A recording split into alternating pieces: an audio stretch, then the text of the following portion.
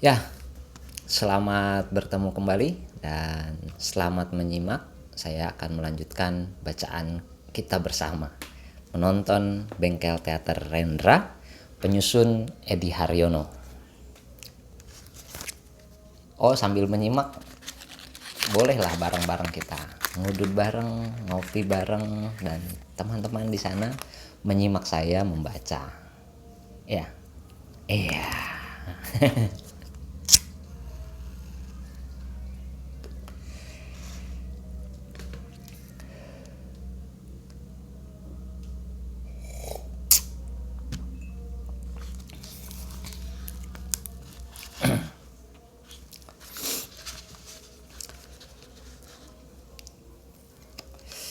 Sinar Harapan, Rabu 2 Juli 1969. Tentang teater Minikata, W.S. Rendra. Orang mengatakan bahwa teater Minikata saya sulit dimengerti. Soalnya teater saya memang tidak buat dimengerti secara rasional. Ilmu hukum, administrasi, ilmu dagang, dan ideologi politik adalah hal-hal yang bisa dimengerti secara rasional. Tetapi teater saya seperti cinta atau kecantikan atau isi hati yang hanya bisa dimengerti dengan intuisi tetapi tidak rasional. Di dalam percintaan, orang harus mempunyai intuisi halus dan imajinasi untuk bisa mengerti isi hati kekasihnya. Sebab hubungan percintaan yang indah dan meresap tidak bisa terlalu rasional. Dalam politik dagang, orang bisa sangat rasional, tapi tidak dalam cinta dan seni. Maka saya tuntut dari penonton hanyalah intuisi dan kemampuan mereka untuk berimajinasi. Apakah ini tuntutan yang berlebih-lebihan? Dalam politik dan dagang, orang bisa sangat rasional, tapi tidak dalam cinta dan seni. Maka yang saya tuntut dari penonton hanyalah intuisi dan kemampuan mereka untuk berimajinasi. Apakah ini tuntutan yang berlebih-lebihan? Apakah ada orang yang tidak percaya bahwa bangsa kita juga cukup punya intuisi yang tajam dan imajinasi yang kaya?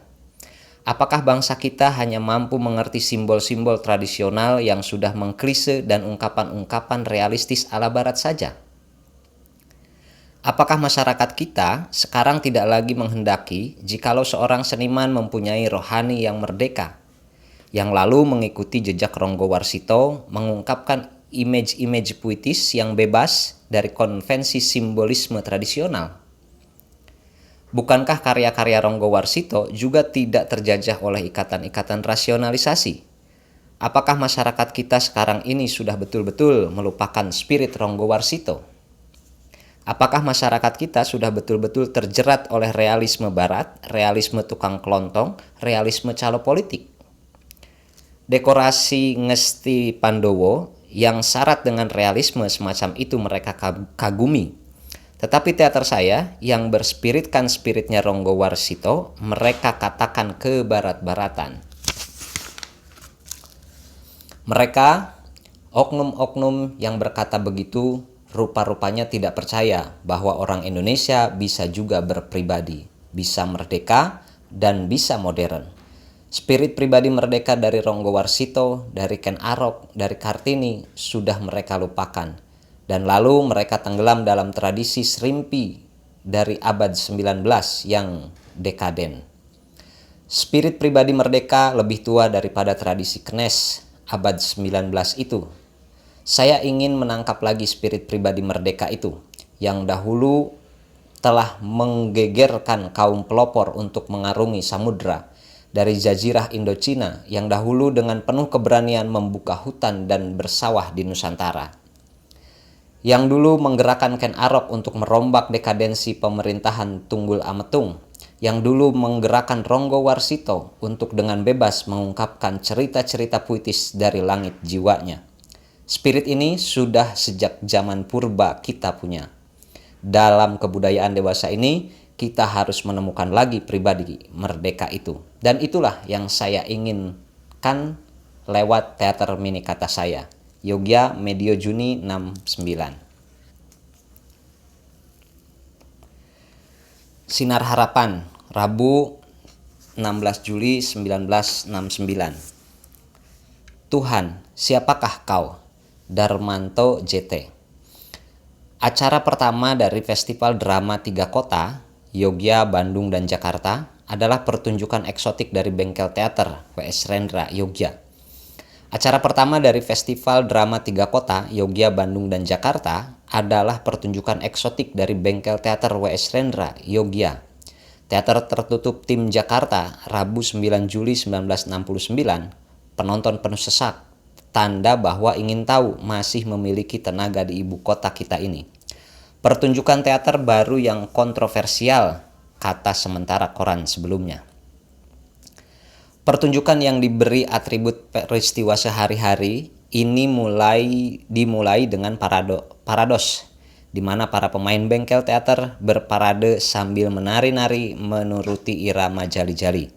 Sesuatu yang intim dan menawarkan diri untuk membuka hati para penonton guna bertemu dengan yang baru itu. 4 buah repertoire mini kata yang bernama "Di manakah kau saudaraku?", "Pip", "Sst", serta "Rambatera-terata". Semua terdiri dari scene-scene yang intensif dalam kejadian-kejadian fragmentaristis. Keempat nomor ini mewujudkan pergumulan Rendra untuk menemui dirinya, penuh pasi dalam mencari Tuhan. Representasi dari obsesi terdalamnya ini memunculkan suatu tenaga puitik yang magikal. Free expression-nya playful namun intens, terutama dalam image-image yang eksotik, sehingga menimbulkan sensasi atau bahkan suspension of the disbelieved. Seluruh kemungkinan teater digalinya, terutama penggarapannya akan space dan motion. Rendra berusaha untuk merenggutkan kesenian dari perbendaharaan peradaban serta menghidupkannya. Masa lalu jadi kabur, masa depan samar-samar dalam unsystematic change. Yang ada hanya hidup detik ini di panggung. Karena itu, situasilah mula-mula yang perlu dibangunkan. Karakter menyaru dalam situasi ini. Sebab itulah kegagalan sedikit saja akan menunjukkan gejala inhuman, sebab karakter hanya sebagian dari situasi itu sendiri. Dan ini nampak dalam motion without action-nya sebagai pemain, kecuali Putu Wijaya serta Azwar AN yang lebih sering tertolong karena karakternya terbentuk dalam responnya terhadap situasi yang disiapkan teman-temannya, terutama dalam nomor di mana terjadi konflik antara Azwar yang berangkat tidur dengan Putu Wijaya sebagai yang serba maha dan yang berteriak, "Beta ada di sini untuk diakui."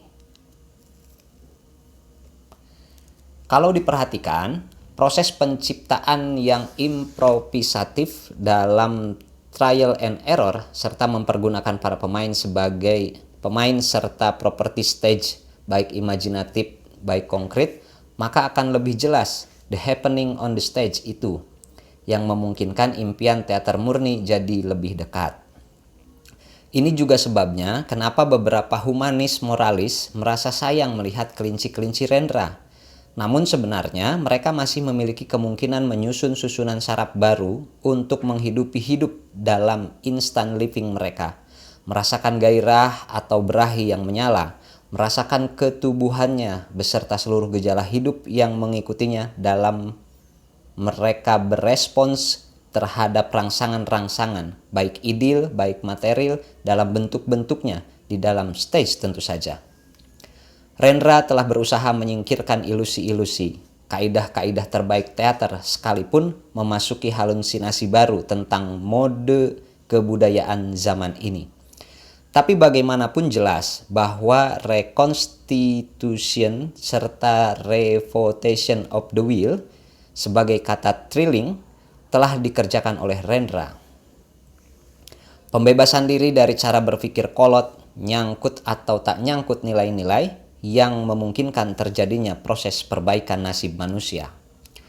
Trial dan error dalam penciptaan sekaligus penyutradaraan repertoire ini telah memungkinkan penghayatan total atas keindahan yang tentu saja terpaksa berurusan dengan sang indah dan misterinya dalam proses penciptaan. serta pertemuan Rendra dengan materi-materi yang menjadi bahannya. Namun demikian, hal ini akan meletakkan sutradara dalam posisi yang berbahaya. Lihatlah kalau sutradaranya bukan penciptanya. Ia akan sangat mudah tergelincir menjadi sekedar organisator serta wasit mengatur tegaknya rule of the game.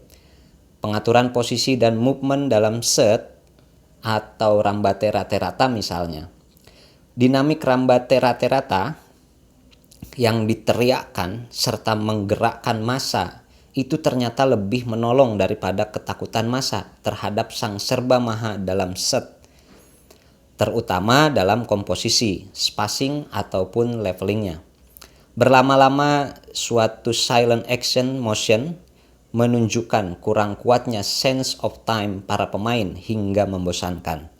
Kalau kita perhatikan, penciptaan keempat nomor pertunjukan Di Manakah Kau Saudaraku sebagai yang pertama-tama serta set yang terakhir menunjukkan perkembangan-perkembangan dari yang fragmentaristis dengan hubungan usul menyusul dalam ketegangan, apalagi yang akan terjadi. Menunjuk ke suatu irama perubahan liris dalam plot demi plot. Dari yang non-tematis menuju ke yang tematis, yang tak gentar akan ide-ide abstrak, yang tentu saja mesti imajinatif, yang tentu saja mengandung bahaya sensualisasi ide-ide. Misalnya, pertentangan antara massa kolektivisme dengan personal atau individualisme dalam Rambate Rata-Rata. Suatu pengisian terhadap judul konflik yang telah menjadi arogan. Begitupun kemudian dengan munculnya protagonis-antagonis serta makin utuhnya karakter-karakter. Rendra sedang meninggalkan repertoire minikatanya menuju ke repertoire konvensional yang mengakui pula kehadiran kata yang sekalipun merupakan negasi terhadap hidup, namun juga merupakan afirmasi terhadapnya sebagai kata Maurice Blanquot. Penonton-penonton kita nampaknya masih merasa asing bertemu dengan kejadian-kejadian dalam pentas serta menghayati kehadirannya tanpa mengidentifikasi diri dengan karakter yang ada di dalamnya, lengkap dengan sejarah yang menyusun urat saraf. Hal ini lebih jelas lagi dalam tanya jawab Rendra dengan para penonton sehabis pementasan. Tanya jawab ini sudah menjadi suatu peristiwa sendiri, performance tersendiri. Seseorang bilang, kalau bukan iman, ia hampir saja jadi nabi. Sampai pulang, saya masih ingat saja akan kata-kata W.S. Rendra, namaku Azwar, musafir yang mencari Tuhan. Siapa?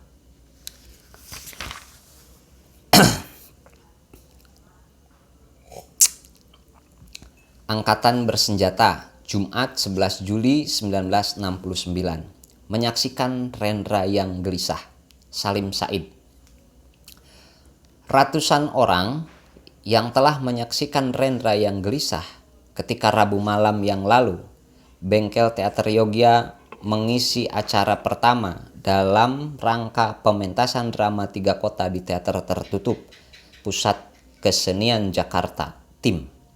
Inilah untuk pertama kalinya sebuah pertunjukan drama di Jakarta mendapatkan penonton yang luar biasa, sehingga banyak yang tidak kebagian tempat, dan hampir semua orang itu tidak mendapatkan keasikan sebagaimana yang mereka dapatkan ketika Rendra membacakan sajak-sajaknya beberapa waktu lalu di Teater Arena, taman yang sama. Ini semua disebabkan oleh dua hal. Pertama, bentuk seni yang masih dalam eksperimen, dan kedua, Rendra yang semakin gelisah dengan dirinya. Terhadap persoalan pertama, rasanya sudah terlalu banyak ditulis. Saya sendiri telah menulis tentang hal tersebut ketika habis menyaksikan pementasan teater Rendra tersebut di Bandung pada akhir tahun lalu. Apa yang disebut Rendra sebagai teater minikata sebenarnya tidaklah lain dari perkembangan dan pengembangan lebih jauh sedikit dari bentuk-bentuk latihannya sepulang dari Amerika. Dalam berbagai percakapan berdua maupun bersama banyak orang, diskusi, selalulah Rendra menyebut-nyebutkan pengaruh yang ia rasakan sepulang dari Amerika. Di sana ia mendapatkan suatu metode baru dalam latihan, sesuatu yang sebenarnya tidak terlalu baru bagi mereka yang telah membaca buku-buku Stanislavski dan Boleslavski. Meskipun apa yang kemudian dikembangkan Rendra itu memang suatu pendalaman yang lebih jauh dari metode-metode klasik dari dua raksasa teater itu. Demikianlah, maka dengan metode Rendra yang baru itu, ia inginkan agar aktor-aktornya betul-betul terlibat secara rohaniah. Sedemikian rupa sehingga ia pernah menyebut teaternya sebagai teater rohaniah. Dalam hal ini ia menyebut-nyebut teater Bali sebagai contoh di mana para aktornya terlibat rohaniah dan secara total, dan memang Rendra juga kemudian mempelajari teater Bali. Dari sinilah mulanya kebebasan ekspresi itu lahir dalam bengkel yang dipimpin Rendra. Dan kebebasan ekspresi ini kemudian mendapatkan bentuknya dalam tindakan dan aksi-aksi yang kadang-kadang tidak bisa ditangkap lagi. Sebagaimana misalnya yang terlihat pada beberapa bagian dari nomor-nomor yang dipertunjukkan itu. Hal tersebut di atas ditambah lagi dengan usaha-usaha Rendra untuk memainkan drama-drama modern made in Arthur Adamov, Ionesco, Beckett, Genet, yang kesemuanya hampir kehilangan kepercayaan kepada kata-kata. Sehingga sandiwara mereka itu titik beratnya pada gerak. Oleh karena itulah, maka Rendra yang terkenal perfect itu mempersiapkan aktornya dengan teratur dalam persiapan-persiapan tersebut. Dan bertemulah metode baru yang bebas dengan sandiwara bermodel gerak. Sedemikian rupa sehingga aktor-aktor Rendra menjadi ahli betul-betul dalam bidang gerak dan kebebasan. Dan inilah pula dua keahlian yang telah memukau orang yang dengan tekun mengikuti pementasan Rendra Rabu malam yang lalu. Jenis baru inilah yang menimbulkan aplaus panjang serta pujian istimewa.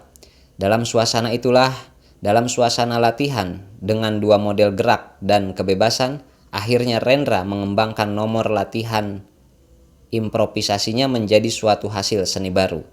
Ini akan jelas sekali jika menyaksikan pementasan pertamanya di Balai Budaya tahun yang lalu, di depan tamu-tamu kebudayaan dari Singapura. Dalam pementasan itu, antara lain diperlihatkan nomor-nomor latihan ketajaman observasi serta ketajaman meniru imajiner, sambil juga memperlihatkan nomor-nomor yang confuse, seperti bebop yang terkenal itu.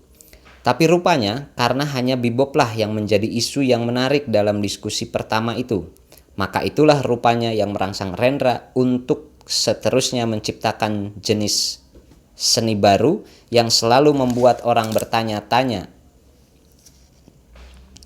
Suatu hal yang sungguh menjadi hobi Rendra. Dan lahirlah kemudian nomor-nomor baru seperti Di Manakah Kau Saudaraku, Pip, Rambatera Terata, Set, dan sebagainya. Lalu ditontonlah nomor-nomor ciptaan Rendra itu. Dan di mana saja reaksi orang selalu sama, tidak bisa dimengerti dan juga tidak bisa dirasakan. Bagi saya pribadi, dari nomor-nomor yang dimainkan Rendra itu, selalulah ada bagian-bagian kecil dari tiap nomor yang dapat saya apresiasi sesuai dengan pengalaman kejiwaan serta pengetahuan saya. Tetapi sebagai suatu nomor lengkap, hampir semuanya membingungkan. Dan ini semuanya disebabkan oleh dua faktor tadi, kebebasan ekspresi dan latihan gerak. Dan memang pada mulanya ini diciptakan sebagai bukan untuk apa-apa. Oleh karena itu, akan menyesallah orang yang datang dengan harapan mendapatkan apa-apa sebagaimana biasanya. Dan kini, ini soal yang saya anggap paling penting dalam pementasan Rendra kali ini. Kegelisahannya sebagai seorang manusia dalam hubungannya dengan zat yang lebih tinggi. Serta sejak sebelum Rendra ke Amerika, kepercayaannya sebagai orang Katolik sudah umum diketahui bahwa keadaannya semakin hari semakin goyah.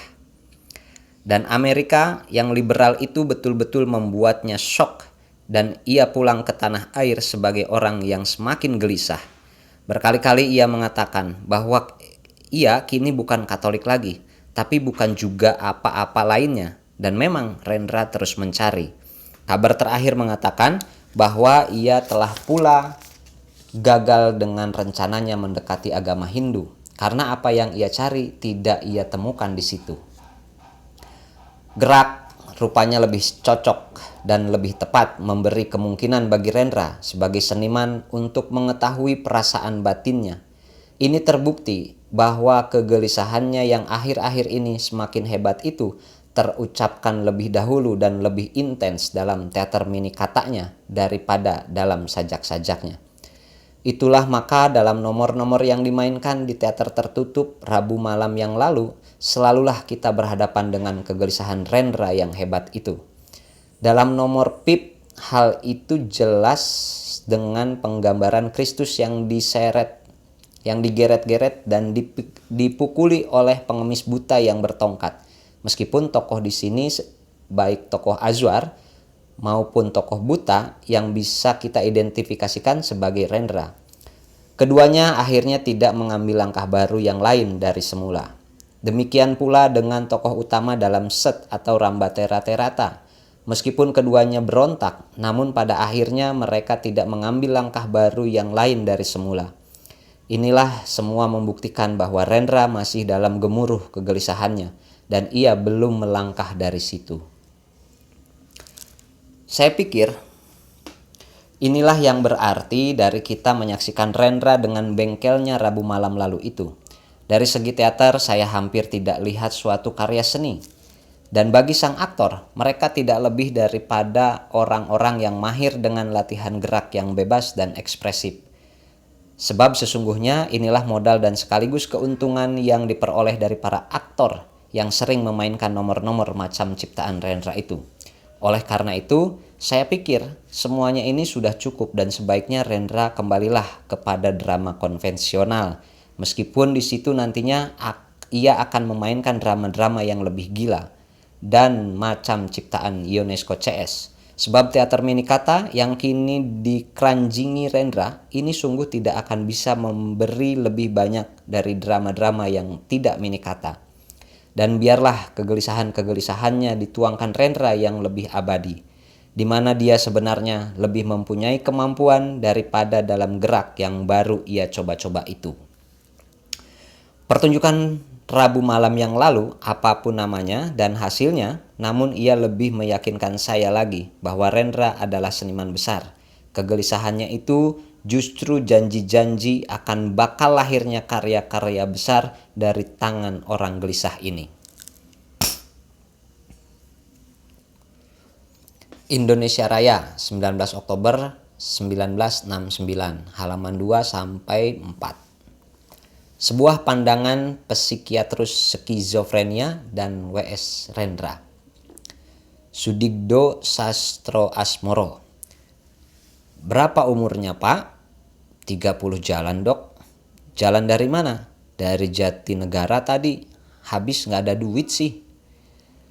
Lebih parah lagi ialah fenomena inkoherensi. Arti kata-kata yang diprodusir oleh penderita sama sekali tidak mempunyai hubungan yang logis.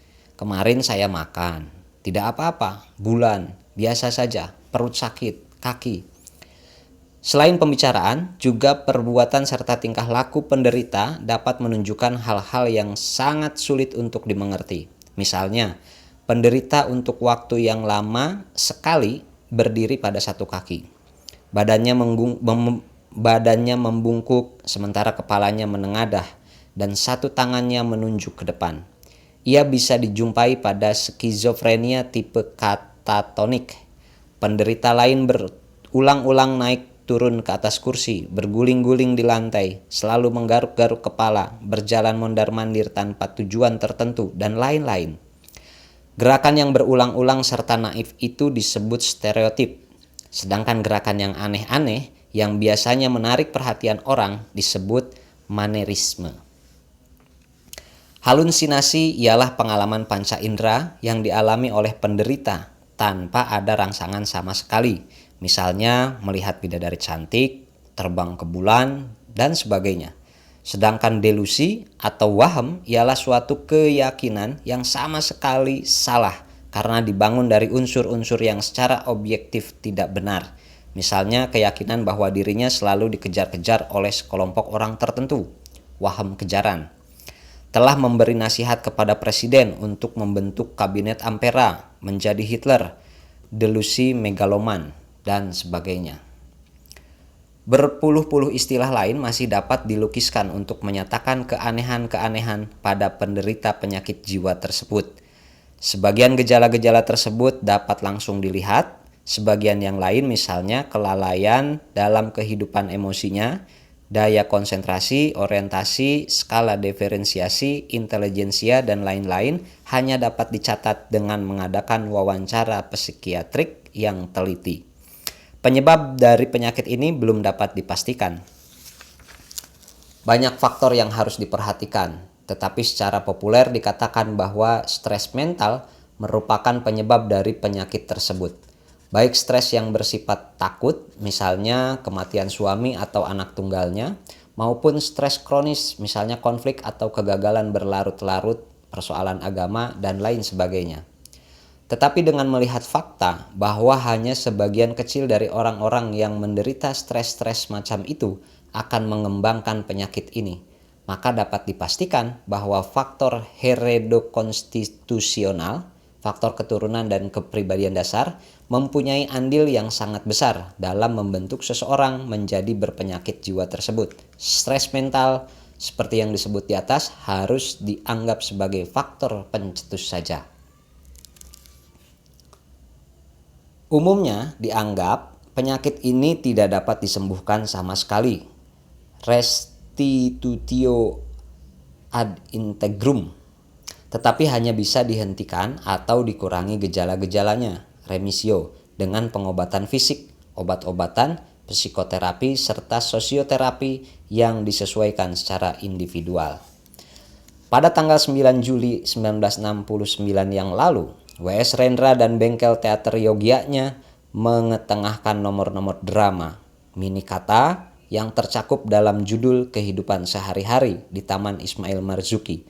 Setelah beberapa waktu terlambat dari waktu yang dijanjikan, muncullah parade para pemain di atas panggung, disusul dengan sambutan dari Rendra yang membawakannya dengan gaya yang bebas dan menarik. Sungguh pun aneh sekali dia tidak berbahasa Indonesia dengan baik. Pada nomor pertama yang berjudul Di Manakah Kau Saudaraku dapat disaksikan antara lain seorang lelaki yang memanjat tangga, lelaki lain yang membawa tumpukan buku, kemudian duduk, kemudian membaca seantrean judul buku, kemudian menjerit meraung-raung dan sebagainya.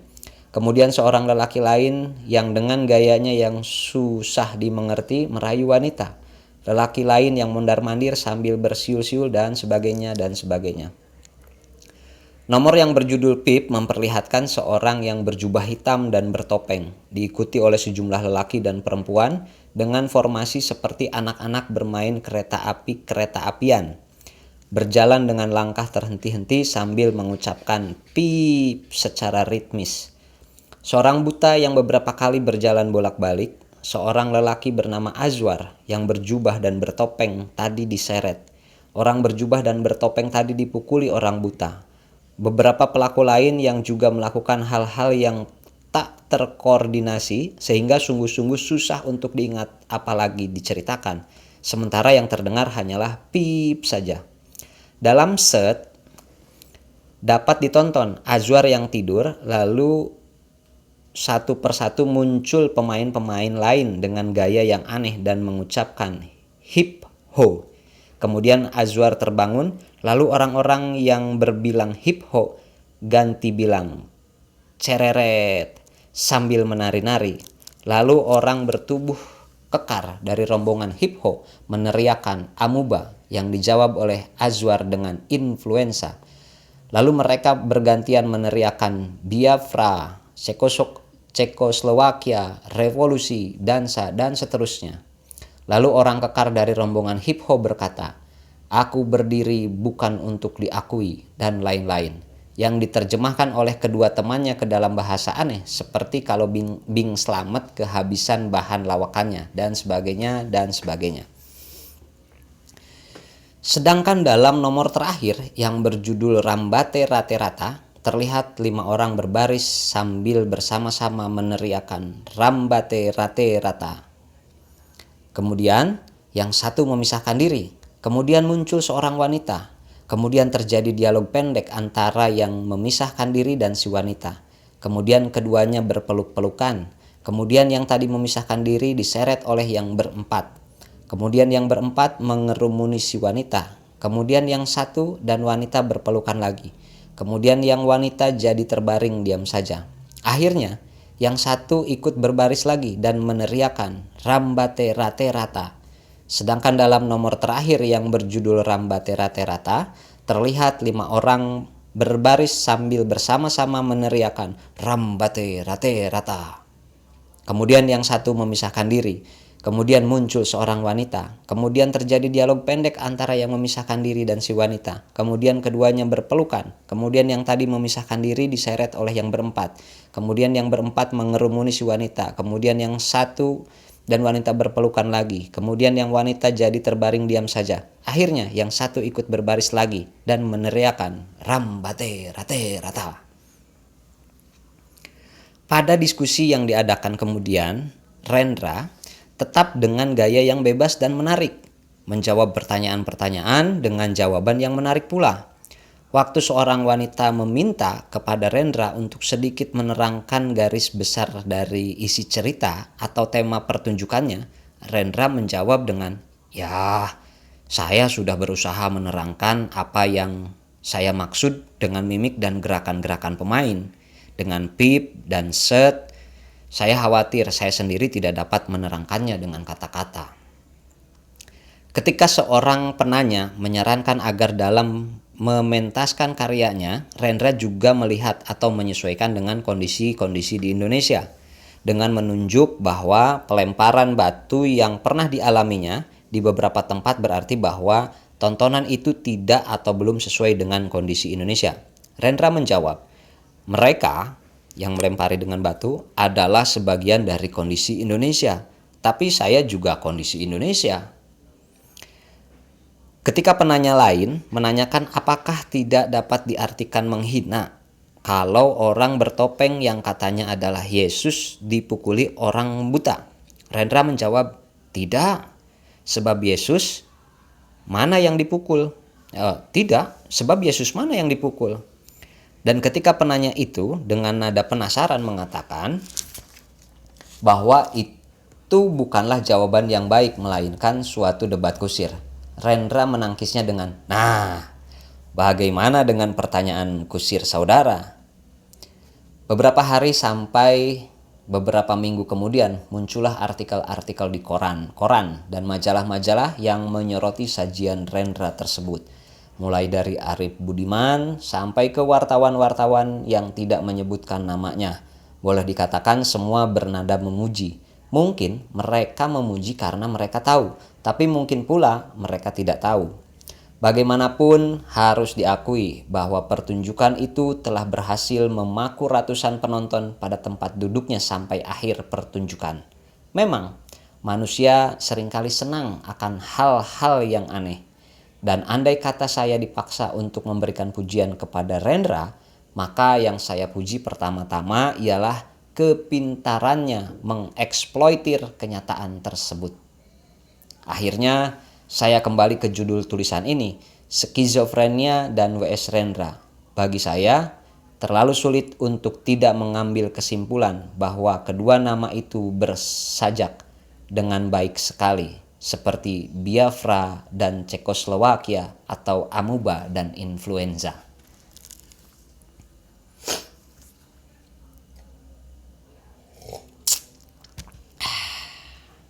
Kompas, Senin 1 September 1969. Redaksi yang terhormat, Rendra mirip penderita skizofrenia. Saya sangat sependapat dengan saudara Sudigdo dalam ruangan ini mengenai kritiknya terhadap karya-karya Rendra CS, suatu kritik yang tak akan mungkin didapat dari penulis-penulis macam Arif Budiman, Sanento, dan Sumaryono, etc. Sebagai orang awam, kita tak setuju dengan ucapan yang spontan tersebut. Karya-karya modern sekarang di Indonesia tidak menghubungkan sedikit pun Indonesia, tetapi lebih banyak kegilaan-kegilaan dan sifatnya mengintimasi Barat dengan reaktif. Ucapan lain dari saudara Sudigdo yang lebih jelas ialah karya-karya Rendra tersebut mirip penderita-penderita skizofrenia. Kelainan jiwa yang digejalai dengan terpecah belahnya kepribadian. Prognosenia infausta, jelek. Bahwasanya karya modern dikatakan oleh saudara Sanento akan terasing dari masyarakat itu pasti kalau yang disebut modern itu macam karya-karya Rendra CS, tidak sosiopraktis. Betul, sebab sering banyak karya-karya penderita skizofrenia. Sebuah guling mungkin sudah dianggap seorang perempuan cantik, maka diajak bicara, dirayu, dibelai-belai, bahkan kadang-kadang diperlakukan sebagai istri benar-benar. Apakah itu menurut seniman Indonesia adalah kemajuan manusia dalam mensimbolisasi sesuatu sehingga manusia cukup hidup dengan simbol?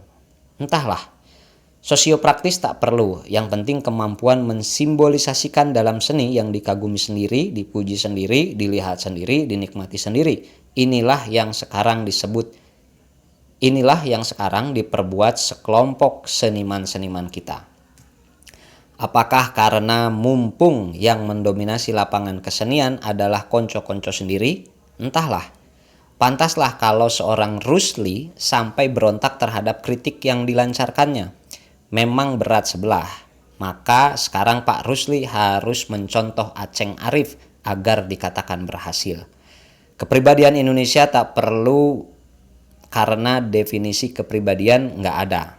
Tetapi saya sebagai bangsa Indonesia tidak setuju kalau semua pementasan yang mirip-mirip agogo, dansa-dansa abstrak, lukisan-lukisan abstrak dikatakan telah atau merupakan representasi Indonesia modern, walaupun pelakunya bangsa saya sendiri.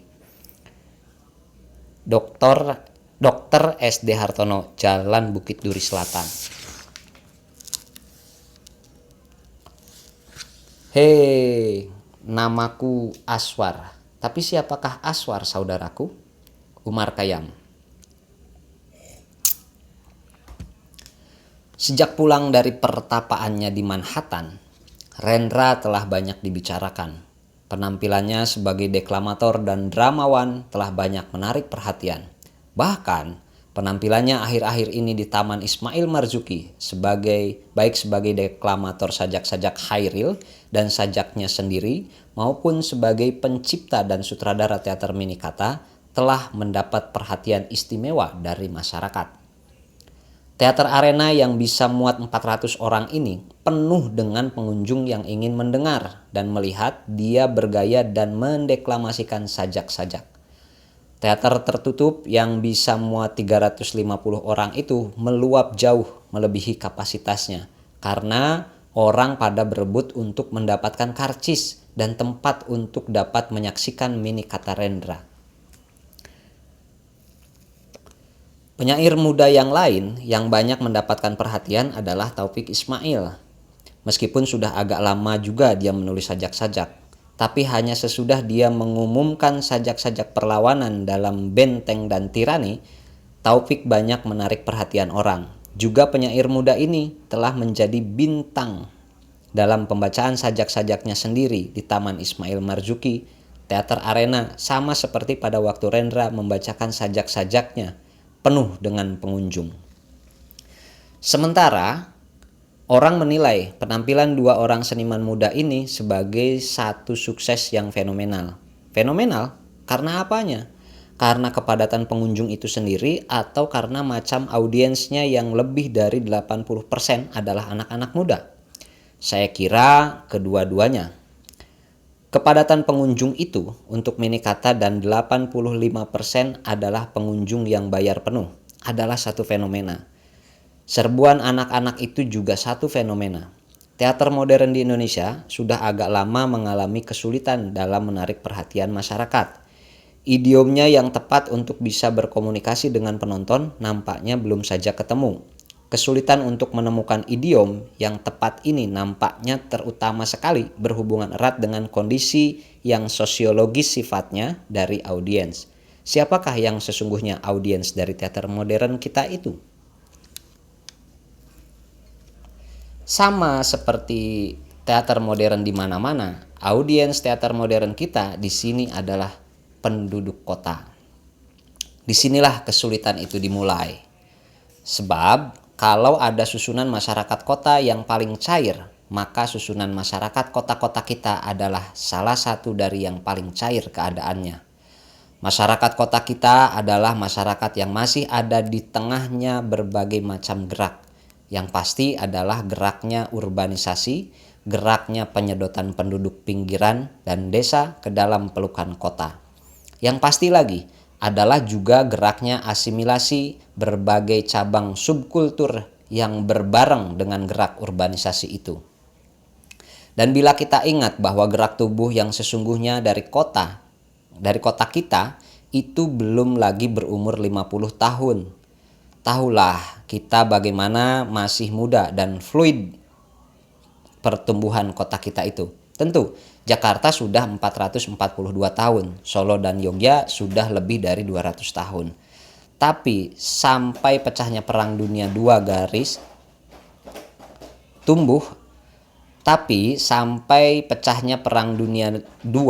garis tumbuh dari urbanisasi dan asimilasi itu belum mencapai titik ledak. Dengan kondisi masyarakat yang begitu, audiens teater yang bagaimanakah bisa tercipta? Ini adalah pertanyaan yang agak sulit menjawabnya. Buat mereka yang datang dari alam budaya Jawa yang kenal dengan pewayangan, para Lord Kitsch berhasil menyediakan wayang-wayang orang yang komersil.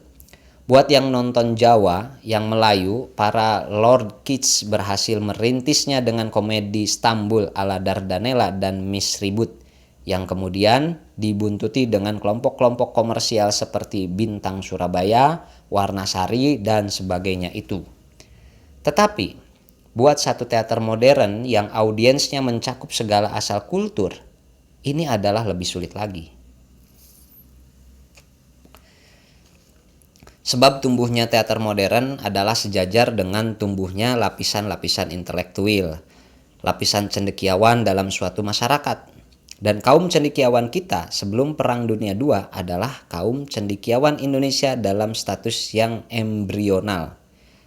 Bukan hanya karena jumlahnya masih sedikit, tetapi juga karena skup dan horizon yang masih sangat sempit dan terbatas itu. Skupnya skup Belanda atau Hindia Belanda, jadi tidak mengherankan bila idiomnya juga idiom Belanda atau Hindia Belanda.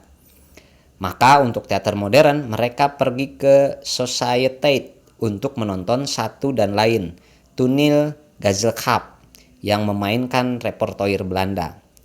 Dari buku sejarah dan pengalaman kita diberitahu bagaimana jauh jarak yang mesti diloncati bangsa kita dalam usahanya memperlebar skup Hindia Belanda ke skup Indonesia itu. Buat para cendekiawan kita, mencari skup dan idiom Indonesia ini sesungguhnya berarti menyadarkan diri tentang tempat dan peranannya dalam dimensi baru tanah airnya. Ini berarti juga bahwa tingkat penguasaan yang mahir dan sadar atas alat-alat ekspresi kebudayaan sendiri akan sangat menentukan kekuatan lompatan pelebaran skup itu. Maka usaha mencari idiom Indonesia lewat ruang teater dan kesusastraan modern sesungguhnya dimulai dengan penguasaan alat ekspresi kebudayaan yang paling pokok, yakni bahasa Indonesia. Jika jalan pikiran ini kita terima, ini berarti bahwa persoalan pertama dari membangun teater kita adalah belajar menerjemahkan alam pikiran subkultur ke dalam alam pikiran yang Indonesia. Ini selanjutnya juga berarti menguasai dan memainkan bahasa Indonesia sebagai alat komunikasi teater. Ini selanjutnya juga berarti merangsang daya respon para cendekiawan kita terhadap alat komunikasi baru yang disebut bahasa Indonesia itu. Alangkah berlapis-lapis, bersaf-saf, lompatan yang mesti kita tempuh untuk sampai pada tingkat pertama saja dari mencapai idiom Indonesia itu, dan alangkah revolusionernya. Maka dari sudut itu, Sandya Kalaning Majapahit dan Ken Arok dan Ken Dedes dari para penulis pujangga baru pada hakikatnya tarafnya adalah taraf belajar memakai dan memainkan bahasa Indonesia. Ia tidak untuk lebih dari usaha permulaan untuk berkomunikasi dengan kaum cendekiawan kita lewat teater dengan bahasa Indonesia. Proses belajar komunikasi dengan bahasa Indonesia ini pada zaman Jepang nampaknya sudah lebih berhasil berkembang menjadi pencarian yang lebih nyata dari idiom Indonesia. Drama-drama Usmar Ismail dan Abu Hanifah El-Hakim sudah lebih at ease memakai bahasa Indonesia sebagai alat berdialog dengan masyarakat, sudah bisa lebih polemis dan provokatif serta sudah ada tanda-tanda jadi bahasa teater. Tapi, taraf yang sesungguhnya dari penemuan idiom Indonesia dari teater ini dicapai pada waktu Utuy Sontani mulai produktif dengan penulisan drama-dramanya. Pada Utuy, bahasa Indonesia sudah bukan lagi merupakan penghambat psikologis, tapi sudah betul-betul manjing, menjadi alat komunikasi yang plastis, bahkan begitu merasuk sudah kemanjingan itu. Hingga Utuy sudah tidak lagi takut-takut bahasanya kedengeran buruk. Masih ingat kan gaya Awal dan Mira dan Di Langit Ada Bintang? Di bidang penulisan roman, kesusastraan modern kita mengalami proses yang lebih menguntungkan. Sudah sejak Marah Rusli dan Abdul Muiz, sesungguhnya penggunaan bahasa Indonesia sebagai alat ekspresi ide dan fantasi telah berjalan dengan lebih lancar dibandingkan dengan rekan-rekan mereka yang menulis drama dan sajak. Pada waktu Pujangga Baru, hal ini kelihatan lebih kentara lagi. Roman-roman Takdir dan Armin adalah contoh-contohnya, dengan layar terkembang dan belenggu sebagai pilihan yang menonjol dari contoh-contoh itu. Kedua roman itu adalah pelopor-pelopor intelektual novel Indonesia, di mana bahasa kita telah ditunjukkan oleh kedua penulis itu akan kemungkinannya sebagai alat komunikasi yang cukup ekspresif buat pengungkapan-pengungkapan pemikiran yang kaya. Rintisan Takdir dan Armin ini nampaknya kurang mendapat jalur yang panjang, kecuali Ateis Ahdiat Kartamiharja, yang menurut pendapat saya adalah intelektual novel Indonesia yang paling perseptif dan baik, dan Merahnya Merah Iwan Simatupang yang muncul baru-baru ini sebagai intelektual novel yang unik. Pada cerita-cerita dan novel Idrus, Balfas, Pramudia, dan juga pada penulis-penulis cerpen sekarang seperti Gerson, Siaranamual, dan Danarto, bahasa Indonesia telah menjadi bahasa kesusastraan yang jadi. Pada penulisan novel dan cerpen, jelaslah bahwa idiomnya telah lebih dulu diketemukan, di mana bahasa Indonesia sebagai alat telah lebih dahulu manjing ke dalam jalan-jalan pengungkapannya. Di bidang puisi, aneh sekali, kemanjingan itu sesungguhnya sudah ketemu pada sajak-sajak Amir Hamzah, tetapi baru tersusul lagi pada waktu Hairil, Asrul dan Ripai tampil ke depan. Idiom yang sudah ketemu pada kumpulan sajak seperti Nyanyi Sunyi, Amir Hamzah, menurut pendapat saya tidak ketemu pada soneta-soneta Sanusi Pane. Pada sajak-sajak Sanusi Pane sama dengan drama-dramanya dan drama Yamin. Tarafnya adalah taraf belajar memainkan bahasa Indonesia. Perjalanan mencari idiom Indonesia berjalan terus, belum selesai. Bahkan mungkin tidak akan selesai. Perjalanan itu dimulai dengan loncatan-loncatan besar yang bukan tanpa gerak yang tertegun-tegun. Pada loncatan pertama, loncatan itu merupakan loncatan infrastrukturil, di mana penguasaan sarana-sarana adalah merupakan usaha yang mutlak. Loncatan-loncatan selanjutnya adalah pengembangan dan pengisian dari penguasaan sarana-sarana itu. Maka, pertemuan dan perbauran nilai dan ukuran yang terjadi di kota-kota, universitas-universitas, kantor-kantor, RT-RT, dan arisan-arisan yang dimungkinkan oleh kehadiran wakil-wakil dari berbagai subkultur akan banyak ikut menentukan corak dan aral idiom itu sendiri. Demikianlah, audiens dari novel-novel, cerpen-cerpen, sajak-sajak, dan drama-drama beserta pementasannya adalah yang tercetak dan terkocok dari dalam pelbagai pertemuan dan perbauran itu. Merekalah yang selanjutnya mengatakan kepada para pencipta, apakah komunikasi itu sudah terjadi? Apakah idiomnya komunikasi sudah ketemu? Tetapi, apakah para pencipta akan selalu mendengarkan pernyataan audiens itu? Baik yang merupakan pengutukan, penghakiman, atau pujian? Tidak. Antara pencipta dan penyantap bukannya tidak sering terjadi suatu tarik tambang atau semacam tug of war. Tug of war. Waktu Rendra dan Taufik Ismail ke depan, tingkat pencarian idiom Indonesia sudah melampaui loncatan-loncatan infrastrukturil itu. Masalahnya sudah bukan lagi menguasai sarana kebudayaan kita yang paling dasar, tetapi mengekspresikan kebudayaan baru itu sendiri. Ini berarti tingkatnya sudah tingkat penerjemahan simbol-simbol, fantasi-fantasi, dan asosiasi-asosiasi baru yang bukan hanya harus sudah melampaui pagar-pagar kedaerahan, tetapi sudah merupakan pengolahan yang sesungguhnya dari bahan-bahan lingkungan kebudayaan yang baru. Maka tarik tambang antara pencipta dan audiens yang pada hakikatnya adalah tawar-menawar itu sesungguhnya berarti tawar-menawar tentang tingkat pengertian dan penerimaan dari pengolahan bahasa baru itu. Bila pada suatu ketika ada seorang pencipta bisa kena melemparkan suatu bahasa yang responsif terhadap waktu, tapi bisa menerobos ruang dan dimensi yang pernah dikenal, di situ tingkat tarik tambang itu mencapai suatu tingkat sementara equilibrium. Untuk sementara terjadi semacam keseimbangan, karena untuk sementara audiens menghentikan tarikannya. Dia, audiens itu, merasa idiom si pencipta itu ketemu dengan idiomnya. Demikianlah novel-novel Takdir dan Armin disambut dengan baik, meskipun bukan tanpa kontroversi pada waktu pemunculannya. Karena apa? Karena para cendekiawan kita yang sudah kena demam bahasa Indonesia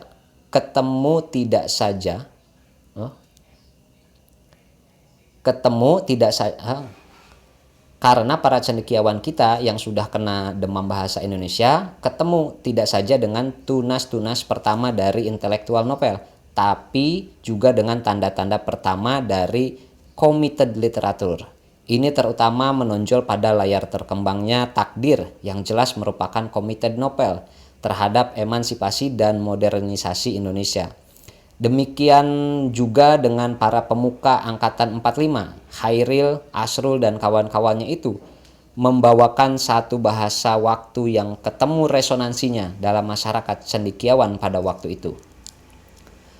Rendra dan Taufik tumbuh dan besar dalam masyarakat yang lebih gelisah, masyarakat yang sudah kepingin tiba pada tingkatan-tingkatan kemajuan yang lain dengan kemungkinan-kemungkinan yang lebih terbuka, tetapi idiomnya yang tepat. Masyarakat yang begitu adalah masyarakat yang sadar akan energi-energinya tetapi belum tahu bagaimana melepaskan energi itu dengan baik. Maka dalam mood masyarakat yang demikian, para cendekiawan berada juga dalam suasana kegelisahan.